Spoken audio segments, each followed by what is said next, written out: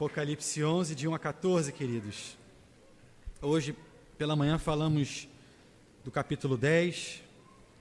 Se você não esteve conosco pela manhã, recomendo fortemente que depois você possa ouvir a mensagem, o sermão, porque acaba que um se complementa, né? Um complementa o outro.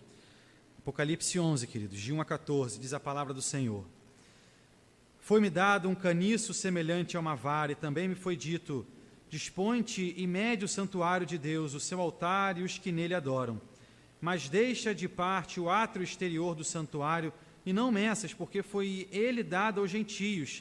Estes, por 42 meses, calcarão aos pés a cidade santa. Darei às minhas testemunhas que profetizem por 1260 anos, vestidas de pano de saco. São estas as duas oliveiras e os dois candeeiros que se acham em pé diante do Senhor da terra. Se alguém pretende causar-lhes dano, sai fogo de sua boca e devora os inimigos. Sim, se alguém pretender causar-lhes dano, certamente deve morrer. Elas têm autoridade para fechar o céu, para que não chova durante os dias em que profetizarem. Têm autoridade também sobre as águas para convertê-las em sangue, bem como para ferir a terra com toda sorte de flagelos, tantas vezes quantas quiserem. Quando tiverem, então, concluído o testemunho que devem dar, a besta que surge do abismo pelejará contra elas, e as vencerá e matará. E o seu cadáver ficará estirado na praça da grande cidade, que espiritualmente se chama Sodoma e Egito, onde também o seu Senhor foi crucificado. Então muitos dentre os povos, tribos, línguas e nações contemplam os cadáveres das duas testemunhas por 3 dias e meio e não permitem que esses cadáveres sejam sepultados. Os que habitam sobre a terra se alegram por causa deles, realizarão festas e enviarão presentes uns aos outros, porquanto esses 2 profetas atormentaram os que moram sobre a terra. Mas depois dos 3 dias e meio, um espírito de vida vindo da parte de Deus neles penetrou, e eles se ergueram sobre os pés, e aqueles que os viram sobreveio grande medo, e as 2 testemunhas ouviram grande voz vinda do céu, dizendo-lhes: subi para aqui. E subiram ao céu numa nuvem, e os seus inimigos as contemplaram. Naquela hora houve grande terremoto, e ruiu a 10ª parte da cidade, e morreram nesse terremoto 7.000 pessoas, ao passo que as outras ficaram sobremodo aterrorizadas e deram glória ao Deus do céu. Passou o 2º ai. Eis que, sem demora, vem o 3º ai. Queridos, como vocês sabem, nós estamos aí nessa caminhada pelo livro de Apocalipse. Pela manhã, então, trabalhamos o capítulo 10 e agora, então, entramos nesse capítulo 11. Do capítulo 10, queridos, até o verso 14 desse capítulo 11, nós temos aí um chamado interlúdio. É uma pausa agora dada por João para trabalhar aí uma outra questão para então retornar àquilo que ele estava expondo. No caso, João falava acerca das 7 trombetas. E ao terminar a 6ª trombeta, João então agora insere esse interlúdio para só depois então tratar da 7ª trombeta. Cada uma das trombetas, queridos, anunciam juízos de Deus sobre a terra, sobre a natureza, sobre o homem, tragédias naturais, flagelos, poderes malignos que saem do abismo por conta de uma determinada estrela que cai do céu, e então vem o interlúdio, a misericórdia de Deus ante tudo isso. Esse interlúdio, queridos, portanto, é esse ato, sim, de misericórdia de Deus. Vimos hoje pela manhã que João, então, ele é comissionado a pregar o Evangelho, ao receber, então, ali aquele livrinho das mãos daquele anjo forte. Em Apocalipse 10, verso 11, João recebe, então, a ordem. Diz o texto: então me disseram, é necessário que ainda profetizes a respeito de muitos povos, nações, línguas e reis. Ou seja, pregue o Evangelho até os confins da terra. E essa pregação, queridos, deve se dar tanto pela essa questão do livrinho, quanto também pelas 2 testemunhas. E essa é a temática, então, agora desse capítulo 11 até o verso de número 14, as duas testemunhas e a missão da igreja. Antes que a sétima e última trombeta ressoe, a igreja tem a missão de anunciar o evangelho, de pregar as boas novas aos pecadores, para que eles de fato se arrependam e se voltem para Cristo Jesus. Assim, vamos analisar o texto e agora extrair aquilo que o Senhor deseja de nós, sua igreja, seu povo aqui nesse lugar. Em primeiro lugar, queridos, versos 1 e 2 nos mostram então agora João medindo ali o templo e o altar. Diz o texto, veja comigo por gentileza: foi-me dado um caniço semelhante a uma vara, e também me foi dito: dispõe-te e mede o santuário de Deus, o seu altar e os que nele adoram, mas deixa de parte o átrio exterior do santuário e não meças, porque foi ele dado aos gentios. Estes, por 42 meses, calcarão aos pés a cidade santa. João aqui, queridos, ele recebe uma vara, na verdade ali um caniço, uma espécie de bambu, para então agora medir o templo de Deus. E a ordem é para que meça em pelo menos 3 partes: o templo de Deus, o altar e as pessoas ali adorando. A intenção aqui é delimitar a área que seria a área santa, a área separada. Medir aqui, queridos, significa proteger o templo de Deus, proteger aquele altar, proteger o povo do Senhor. João recebe então a tarefa de proteger aquilo que Deus separou como santo e defendê-lo contra qualquer invasão, contra qualquer profanação. O lugar onde o povo está seguro, queridos, aqui no nosso texto, é lá dentro do templo. Em Apocalipse, o templo seria então esse complexo que envolve tanto ali o Santo dos Santos, quanto também o Santo Lugar. No momento da morte de Cristo, queridos, aquela cortina que separava esses dois ambientes, ela é rasgada de cima a baixo. Em Mateus 27, verso 51, lemos assim: eis que o véu do santuário se rasgou em 2 partes, de alto a baixo, tremeu a terra, fenderam-se as rochas. Depois então que Jesus se ofereceu como o próprio sacrifício perfeito, essa área tornou-se então o lugar onde Deus recebe o seu povo, onde Ele verdadeiramente agora habita com eles. Ou seja, o templo de Deus é um símbolo da verdadeira igreja que adora o Senhor. É na igreja que o povo de Deus então se encontra com o seu Senhor. É aqui que Deus aceita louvores, que ouve nossas súplicas, as nossas confissões. E a tarefa de João, portanto, era essa, de medir aquele templo, e ela acaba por ser, na verdade, uma tarefa impossível de ser realizada. Os santos, aqueles separados por Deus e para Deus, tornam-se uma grande multidão que ninguém pode enumerar. Apocalipse 7, verso 9, diz assim: depois dessas coisas vi, e eis grande multidão que ninguém podia enumerar, de todas as nações, tribos, povos e línguas, em pé, diante do trono e diante do Cordeiro, vestidos de vestiduras brancas, com palmas nas mãos. Medir o templo de Deus, queridos, simboliza o cuidado do Senhor com o seu povo, a proteção que Ele nos fornece. Mas lembre-se, queridos, que essa proteção, ela não é exatamente uma proteção física. Muitos irmãos, sabemos bem, foram martirizados. Até hoje, sabemos que existem irmãos perseguidos por amor ao nome de Cristo. Deus nos protegerá não exatamente dos danos físicos, mas dos danos espirituais. Ezequiel 40 a 42, o profeta ele recebe ali uma visão de um homem com uma vara na mão, que também a usa ali para medir o templo. Em Ezequiel, a medida do templo significa então ali a posse e também a proteção de Deus para o seu povo. Já aqui em Apocalipse, a proteção é contra a contaminação do povo do Senhor com relação à idolatria. Deus estará, queridos, com aqueles que vencerem, que não se deixarem levar pela idolatria. Stemacher, um autor, um comentarista, ele afirma: apenas o povo de Deus é medido ou contado, não os profanos, os quais estão no átrio exterior, fora da igreja e estão condenados.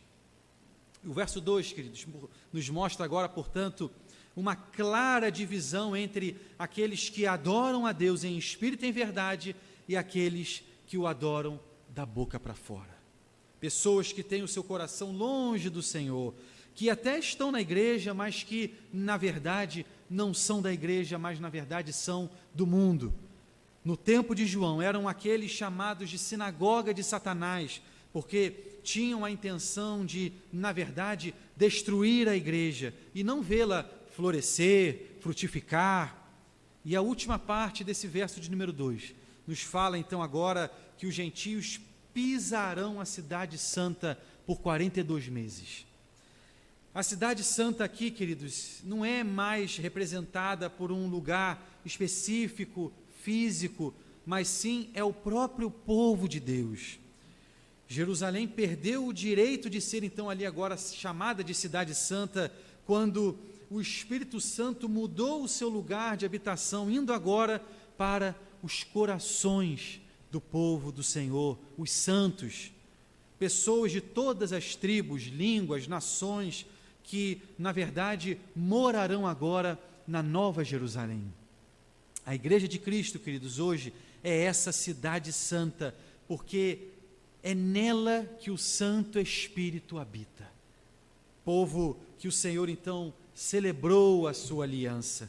Em Lucas 21, verso 24, Jesus profetiza assim: cairão a fio de espada e serão levados cativos para todas as nações, e até que os tempos dos gentios se completem, Jerusalém será pisada por eles. João escreve falando exatamente isso aqui. Por um tempo, que João afirma ser cerca de 1260 dias, ou 3 anos e meio ali, metade de 7 anos, os gentios pisarão os da cidade santa. Esse tempo, sabemos bem, é um tempo simbólico, representa ali um espaço de tempo indeterminado, mas limitado. Esse tempo está debaixo do controle de Deus, e não é só um tempo de perseguição contra o povo de Deus, mas um tempo em que o Senhor protegerá e também preservará os seus. Apesar do povo de Deus sofrer, ser morto, martirizado por amor ao nome de Cristo, os que são então selados são aqueles que são protegidos espiritualmente. Não tem o que temer. É um tempo, queridos, de lutas, mas também é tempo de preservação, de testemunho da igreja. Igreja essa que Deus se coloca então próximo, junto, porque é o seu povo escolhido. Segundo lugar, queridos, agora João tratará das 2 testemunhas. Falará primeiro do poder dessas testemunhas, do seu ministério profético, depois da morte e também da ressurreição. Verso 3, veja comigo por gentileza. Diz a palavra do Senhor: darei as minhas testemunhas que profetizem por 1260 dias, vestidas de pano de saco. Deus ordena, queridos, que as 2 testemunhas então agora profetizem por 1260 dias, vestidas ali de pano de saco. 1260 dias são 42 meses, 3 anos e meio, metade de 7, como nós aqui já falamos. Essas 2 testemunhas então são chamadas agora a pregar o Evangelho, a testemunhar. E apesar de existirem aí algumas interpretações para definir quem seriam essas 2 testemunhas, nós sabemos bem que elas simbolizam a igreja, composta tanto de judeus como de gentios. E João então vê agora a igreja. E Jesus, quando envia os seus discípulos agora a pregarem, ele os envia de 2 em 2 para falarem ali na cidade. E essa então é a simbologia aqui usada para essas 2 testemunhas. Ou seja, a igreja de Cristo, ela recebe a ordem agora para profetizar nesses últimos dias. E esse período, queridos, é o período em que nós já estamos. Estamos nesse tempo em que ninguém poderá impedir o avanço da igreja. É o período em que a igreja ela é chamada a pregar o Evangelho. É o período em que a igreja é chamada a plantar outras igrejas, a enviar missionários para os confins da terra. As duas testemunhas, portanto, queridos, somos nós. Verso 4. São estas as duas oliveiras e os dois candeeiros que se acham em pé diante do Senhor da terra. Esses mesmos termos são citados também em Zacarias 4, se referindo ali a Zorobabel e a Josué. Zacarias 4, de 1 a 3, diz assim: Tornou o anjo que falava comigo e me despertou, como a um homem que é despertado do seu sono, e me perguntou: Que vês? Respondi: Olho e eis um candelabro todo de ouro e um vaso de azeite em cima, com as suas 7 lâmpadas e 7 tubos, um para cada uma das lâmpadas que estão em cima do candelabro. Junto a este, 2 oliveiras, uma à direita do vaso de azeite e outra à sua esquerda. Ou seja, queridos, ao mesmo tempo que a igreja ela é representada pelas duas testemunhas, é também representada pela oliveira e também pelos candeeiros. Isso é para nos dizer, queridos, que é a igreja de Cristo, aquela que avançará, como Zacarias 4:6 coloca, não por força, nem por poder, mas pelo meu Espírito.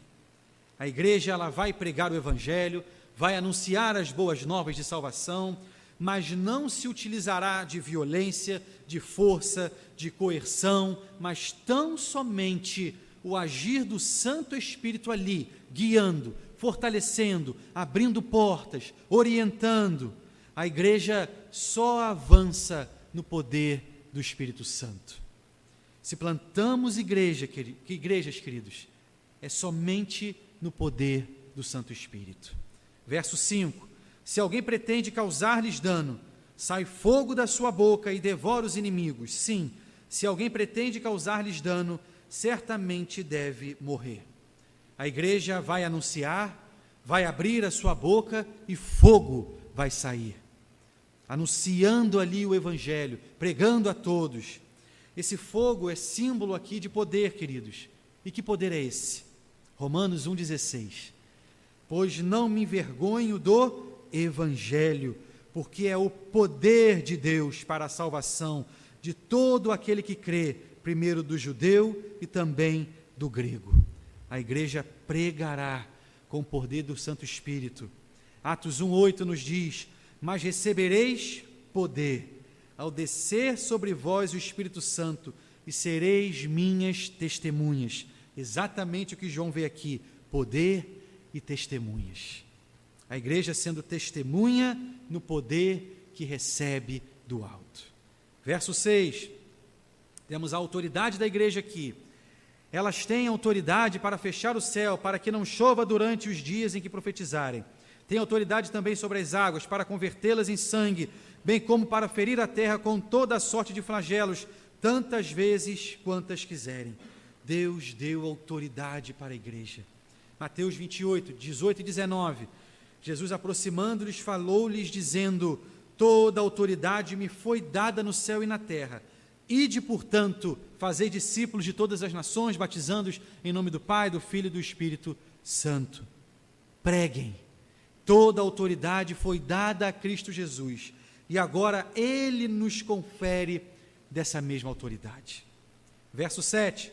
Quando tiverem então concluído o testemunho que devem dar, a besta que surge do abismo pelejará contra elas, e as vencerá e as matará. Ou seja, quando as duas testemunhas, queridos, tiverem concluído ali o testemunho, então a besta surgirá. Até o momento das testemunhas cumprirem ali a sua missão, a besta estará como que enjaulada, quieta. Isso nos mostra que até o tempo quando será então cumprida a missão da igreja, ninguém poderá detê-la. A igreja ela é invencível na sua missão. Ela é vitoriosa porque ela tem uma missão, e essa missão se cumprirá até o fim. Certa vez, Voltaire, ele afirmou que dentro de 100 anos, com o desenvolvimento das ciências, não haveria mais nenhuma Bíblia na Terra, senão nas prateleiras, nas vitrines e também nos museus, para ser ali, quem sabe, investigada por algum curioso de antiguidades. O interessante, queridos, é que cerca de 50 anos depois de sua morte, a casa onde ele escreveu essa frase tornou-se sede da Sociedade Bíblica de Genebra. E depois essa casa se tornou ali a filial de Paris da Sociedade Bíblica Britânica Internacional, distribuindo Bíblias até hoje por toda a Europa. A igreja, queridos, ela tem uma missão. E até que se cumpra essa missão da pregação do Evangelho, ela é invencível. Estamos no tempo, queridos, aonde agora o diabo está ali aprisionado. Ele continua, claro, fazendo mal, mas ele não consegue impedir ninguém de ser salvo. Ele não tem poder agora para impedir que se receba o Evangelho. Mas, terminado então ali a primeira metade, chegará o tempo da besta. Final do verso 7. A besta que surge do abismo pelejará contra elas, as testemunhas, e as vencerá e matará. Quando acabar, queridos, ali a primeira metade dos 7 anos, o anticristo então aparecerá. A besta vai surgir para perseguir, para martirizar a igreja. É aquilo que nós vimos no verso de número 2, quando então calcará os pés da cidade santa. Depois do último eleito ser salvo, a besta perseguirá a igreja e vencerá. Será o tempo então da grande tribulação.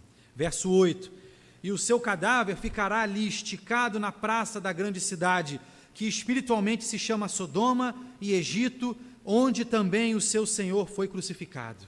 Essa é a vitória do mundo sobre a igreja. Sodoma, Egito e Jerusalém, que é a cidade onde então o Senhor Cristo foi crucificado. Elas são aqui usadas como sinônimos daquele mundo que na verdade odeia a Cristo e odeia a sua igreja. É um período em que a igreja então será perseguida, martirizada. E veja, essa afirmação sobre então ali os cadáveres ficarem ali sem serem enterrados, é porque as testemunhas serão pelo mundo desprezadas. É um ato de desprezo. O mundo não vai se compadecer da igreja, do martírio que a igreja sofrerá. Versos 9 e 10. Então muitos dentre os povos, tribos, línguas e nações contemplam os cadáveres das duas testemunhas por 3 dias e meio e não permitem que esses cadáveres sejam sepultados. Os que habitam sobre a terra se alegram por causa deles, realizarão festas e enviarão presentes uns aos outros, porquanto esses 2 profetas atormentaram os que moram sobre a terra. O mundo celebrará, queridos, a vitória da besta sobre a igreja. Celebrarão de tal forma que trocarão presentes alegremente por conta disso. Eles celebram porque os 2 profetas os haviam atormentado, diz o texto. A pregação, queridos, a mensagem daquelas testemunhas mexe com eles, não permitindo que tivessem paz. Por isso, então, que agora eles celebram esse fato. Mas essa celebração, queridos, ela é uma celebração curta, temporária. Verso 11: mas depois dos 3 dias e meio, um espírito de vida vindo da parte de Deus neles penetrou, e eles se ergueram sobre os pés, e aqueles que os viram sobreveio grande medo. As testemunhas, queridos, são mortas, jogadas ali na praça, ficam 3 dias e meio ali, e depois de 3 dias e meio, um espírito entra nelas e elas, olha, agora revivem. A besta veio, martirizou, matou a igreja, mas agora João vê a igreja ressurgir dos mortos. 1 Tessalonicenses 4,16: porquanto o Senhor mesmo, dada a sua palavra de ordem, ouvida a voz do arcanjo e ressoada a trombeta de Deus, descerá dos céus, e os mortos em Cristo ressuscitarão primeiro. 1 Coríntios 15:52: a trombeta soará, os mortos ressuscitarão incorruptíveis e nós seremos transformados. A morte não tem a última palavra sobre a igreja. A morte não tem a última palavra sobre a sua vida. Em 1 Coríntios 15:55, Paulo também coloca: tragada foi a morte pela vitória. Onde está, ó morte, a tua vitória? Onde está, ó morte, o teu aguilhão? E o verso 12, queridos, diz o texto: e as duas testemunhas ouviram grande voz vinda do céu, dizendo-lhes: subi para aqui. E subiram ao céu numa nuvem, e os seus inimigos as contemplaram. João agora está vendo, queridos, o arrebatamento da igreja. Nem todos serão mortos ali pelo anticristo. São aquelas chamadas igrejas nas catacumbas, nos subterrâneos. E assim, quando Cristo voltar, a 7ª trombeta ressoar, os mortos sairão dos túmulos e encontrarão com Cristo Jesus. E os crentes vivos, queridos, serão arrebatados, assim como foi com Enoque, com Elias, para agora encontrar Cristo nos céus. 1 Tessalonicenses 4, 16 e 17. Ressoada a trombeta de Deus, descerá dos céus, e os mortos em Cristo ressuscitarão primeiro. Depois nós, os vivos, os que ficarmos, seremos arrebatados juntamente com eles, entre nuvens, para o encontro do Senhor nos ares, e assim estaremos para sempre com o Senhor. Mateus 24, 30 e 31. Então aparecerá no céu o sinal do Filho do Homem. Todos os povos da terra se lamentarão e verão o Filho do Homem vindo sobre as nuvens do céu com poder e muita glória. E ele enviará os seus anjos com um grande clangor de trombeta, os quais reunirão os seus escolhidos dos 4 ventos e de uma a outra extremidade dos céus. O verso 11 nos mostrou então que sobreveio grande medo sobre aqueles que estavam há pouco ali celebrando. Verso 13, naquela hora houve grande terremoto e ruiu a 10ª parte da cidade e morreram nesse terremoto 7.000 pessoas, ao passo que as outras ficaram sobremodo aterrorizadas e deram glória a Deus do céu. No momento que a igreja é arrebatada, na volta de Jesus, se repete então a cena do 6º selo ali com terremotos, montes saindo do lugar. Os juízos de Deus então virão de forma implacável sobre a terra. E enquanto a igreja então entra na glória, os ímpios passam pelo juízo. Verso 14 nos mostra, portanto, como então isso tudo termina. Passou o 2º ai, eis que sem demora vem o 3º ai. É a 7ª e última trombeta, queridos, a pior de todas, que veremos na próxima semana. Concluindo, irmãos, até que a última trombeta chegue, nós temos uma missão. Somos os candeeiros, as oliveiras, as testemunhas de Cristo. O livrinho, como falamos hoje pela manhã, está nas nossas mãos. Temos anunciado essa mensagem, queridos. De fato, aqueles que nos cercam com alegria, com intrepidez. Cristo nos deu o poder para anunciarmos essa mensagem que verdadeiramente liberta, que verdadeiramente transforma. Poder que nos foi dado, queridos, lá em Atos 1:8, para sermos então testemunhas de Cristo. Temos essa missão. Não deixe que as coisas do seu dia a dia, que a rotina, que as propostas do mundo tirem de você esse propósito primeiro de glorificar a Deus e pregar o Evangelho a toda criatura. Use os meios que temos hoje, queridos, tantos são eles ao nosso dispor, mas não se esconda aí na desculpa da vergonha, do medo. Conseguimos chegar, queridos, onde muitos anos atrás não conseguiram. Cabe a nós agora anunciar, pregar, espalhar essa boa nova de grande alegria.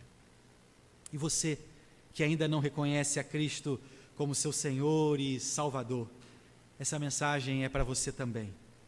Vimos aqui as consequências que virão sobre aqueles que não creem em Cristo Jesus.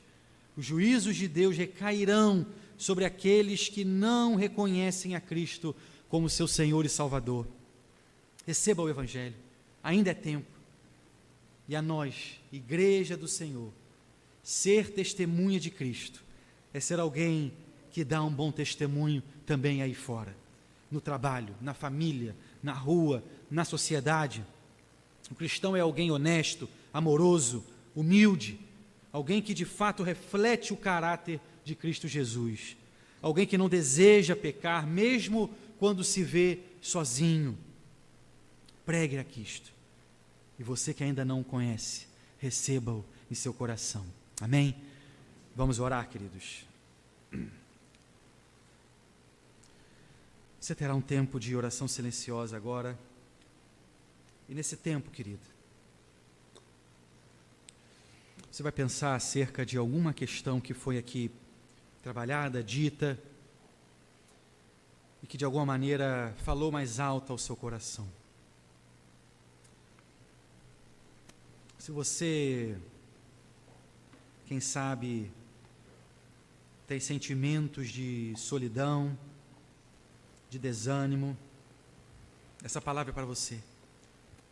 Mostra o quão próximo é o nosso Deus, que nos protege, que nos ama, que nos acolhe.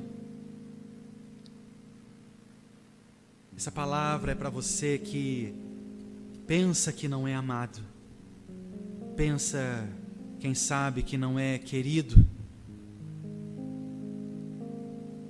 O sacrifício maravilhoso na cruz do Calvário é a maior prova de amor que eu e você podíamos ter. Nós tão pecadores,